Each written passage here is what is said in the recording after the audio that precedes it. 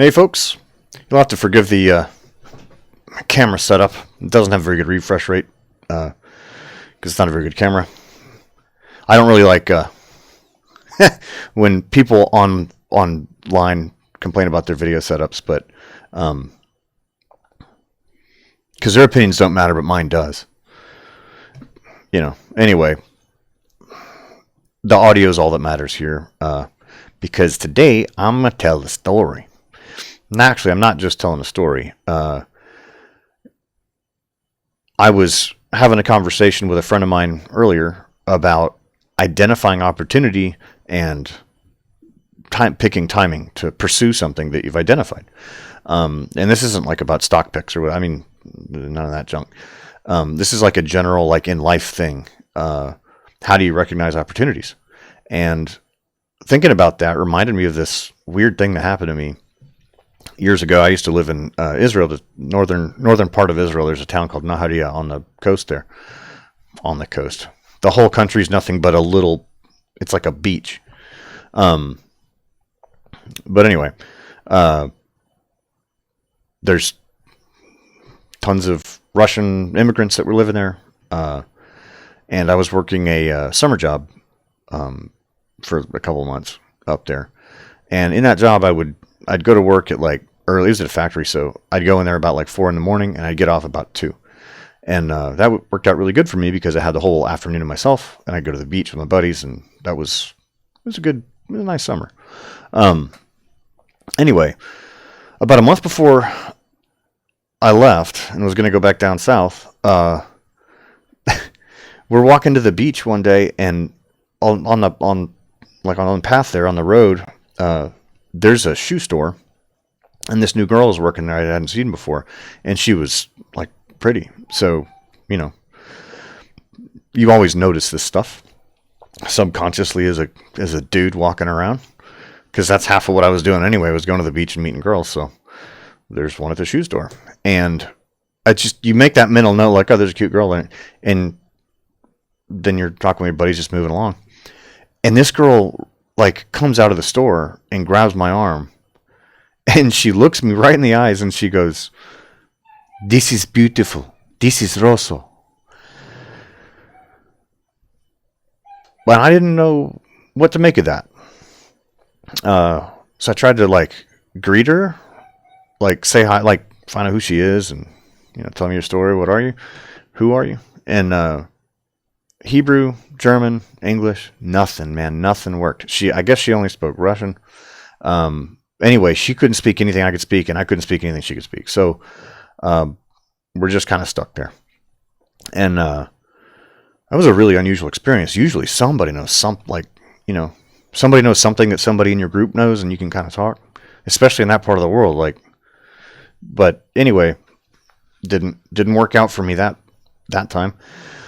So she just said this, and then she just kept staring at me in the eyes, like I should know what this is. This is beautiful. This is Rosso. I don't know. Like that, none of that made any sense, and it came completely out of context. And I'm just like, and she just kept looking at me. So I had this, when you meet a strange creature in the forest, you maintain eye contact, back away to the side, give way. So that's what I did. And just like, it was bizarre. And my buddy thought it was super funny. Cause it was just so weird. And my buddy had a strange sense of humor. He's from France. So, French people, really, really cool guy, but, man, he had a funny take on life.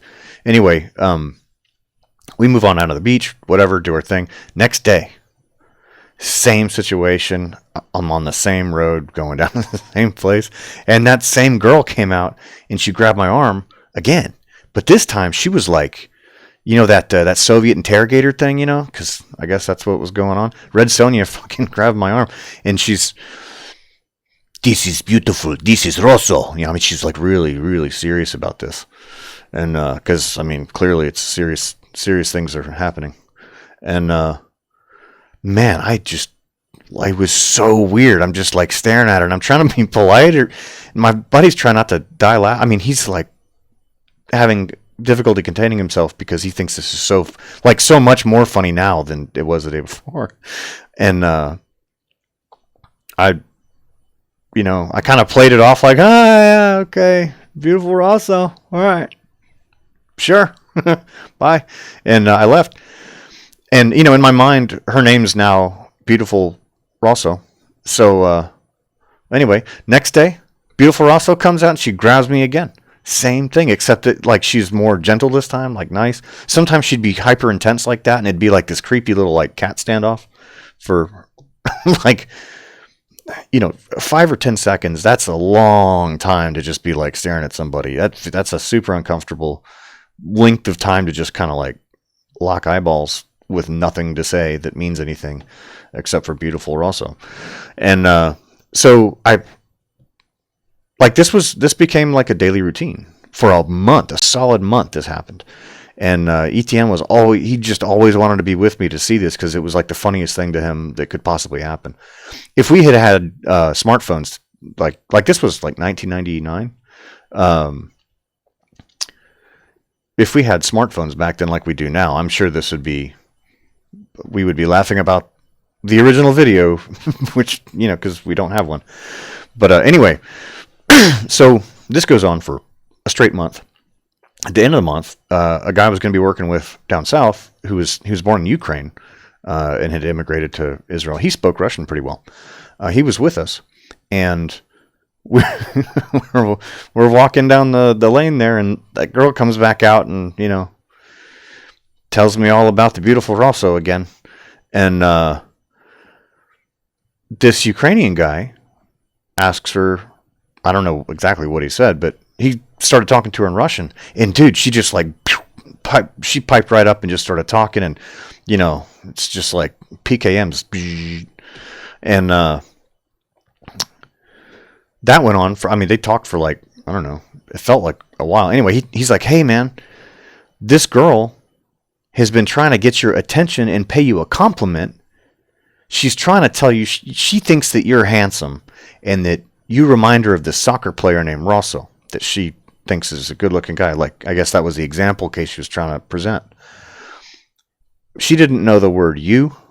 She didn't know any other way to verbalize positively express appreciation for aesthetic than the word beautiful. And I guess she thought everybody knows who Rosso is because, of course, I guess, I don't know. I'm not a soccer guy, so I had no clue about this. So it went from being a good thing initially, cute girl, oh, she came straight out to say hi, awesome, to being really weird, to being really, really super uncomfortably weird for quite some time, to at the end, once a guy who could speak Russian was there, cleared everything up, she was basically trying to get me to ask her out. And she had been for a whole month. Persistence counts, right? So anyway, that was like my last day there. So I was like, man, I'm leaving, but I mean, we can hang out. When do you get off work? And so we did. We hung out and had a good time. It was a little weird because I couldn't we didn't have much to talk about. But you find other ways to make up for that. And because, communication is only some percent verbal, right? So anyway, she had just a wonderful manner too. And so I'm trying to explain that it wasn't actually that awkward to not be able to talk and still have a good time. Because you could clearly indicate things that you want to go over here, you want to go over there, whatever. And you can, even just in basic caveman talk, you can kind of get your point across on the big stuff. And through my Ukrainian buddy there, we were able to, talk through an intermediary at least. And, if I had been there with her for a whole month or 2 months or whatever, I probably would have started learning some Russian, or she would have started learning some English, or we both would have maybe studied Hebrew since that was the thing there, or whatever. We could have found some common way to communicate. And Anyway, it just never happened because of timing. Just, whatever. So I had one nice day with this really nice, pretty girl, and that was it. Uh, I was gone after that. I'm not gonna drive up every day to somebody I can't even talk to very well. So so that was that, and it the reason that story kind of came to mind was the thinking about opportunity and identifying opportunity. In that case, it was entirely like the opportunity wasn't just there. I was being actively pursued by that opportunity. She was coming to me every day trying to get me to pay attention to her every single day. And I was blind and deaf to what was going on. I didn't get it. I wasn't prepared to identify, like the way that she's signaling was not the way I could understand anything. That happens a lot. And I mean, everybody's probably got stories about not realizing a girl likes them. I've got a couple of, man, I've done things to make that way worse too. But anyway, there's opportunities calling to everybody all the time, all over the place, that we're just ill-equipped to identify and recognize. And sometimes we need a buddy to translate for us. When I think back through all the things, getting back into Erlang, even starting programming to begin with, which has been a big thing for me, career-wise. I mean, that started back when I was 7 or 8 years old. We were making little wire boxes to mess with the phone system. That's back when the phones were analog, and it's called phone phreaking. Now people probably don't even know what that means anymore, but you could just mess with a phone system by making a box that would give certain tone commands, and you could look up those commands. Nothing was protected with passwords or anything back then. It was just customers had no idea how the phone system worked. So until the moment that kids started messing with it in the late 80s, early 90s, it was generally a safe thing. So anyway, when the Hayes modem, Hayes was the standard, but when modems came out and were an affordable thing that were independent devices that you could, plug into your computer, you could do dial-up BBS stuff, and that's when I got into programming, was because I didn't have to make rainbow boxes anymore. You could teach your computer how to do anything if you could just talk to it. And that got me into programming. That got me into dial-up BBSs. That got me into doing text games and writing other games and game services and stuff like that, and fossil drivers and all these other.